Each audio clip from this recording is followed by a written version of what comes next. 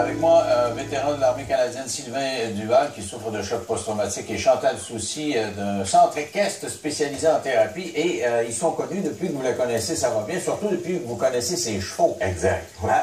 Dans le fond, l'idéal serait d'avoir un cheval chez vous, mais c'est pas trop pratique d'avoir un cheval dans les toilettes. Là. Non, c'est pas mal.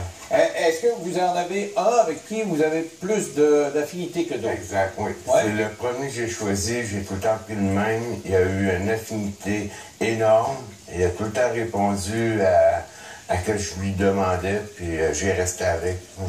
Et vous le sentez qu'un tel va correspondre à la personnalité de l'autre? Ben, tout à fait. Souvent, les premières séances, on demande à la personne elle-même de choisir le cheval avec lequel elle va travailler, puis elle ne connaît pas, ils ne sont pas nommés, les chevaux, ils n'ont pas de nom quand on travaille en séance d'intervention. Ils ne sont pas non plus étiquetés, parce qu'on ne veut pas étiqueter que ce soit un vétéran ou n'importe quel autre type de clientèle.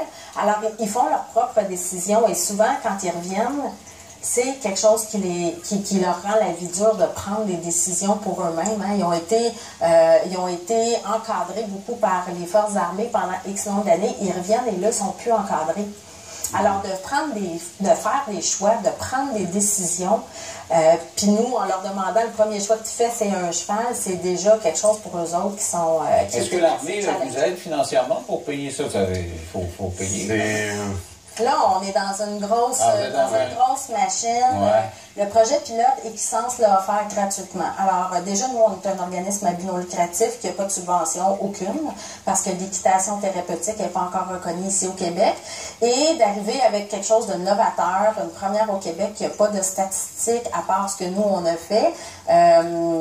Alors, manifestement, vous voyez que ça fonctionne. Ça commence à bouger. J'ai eu la chance d'aller rencontrer le ministre O'Toole à Ottawa avec la défense des droits des anciens combattants.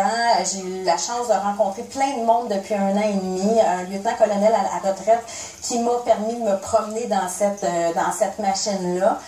On commence à faire jaser des... J'espère que le fait de venir en parler puis de montrer que ça fonctionne, et ça va mettre un petit peu de pression, parce que vous voulez continuer. Là. Exact. Oui, il faut que ça... Parlez-moi de moi, c'est difficile, je comprends, à évaluer, mais d'amélioration avec votre cheval par rapport à l'amélioration avec votre thérapeute. Vous me dites, j'ai fait de la thérapie pendant 15 ans, j'ai l'impression que ça pataugeait.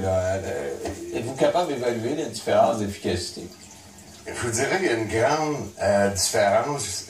Ça m'a éclairé sur certains points. J'ai pris certaines décisions qu'avant, je n'aurais pas prises.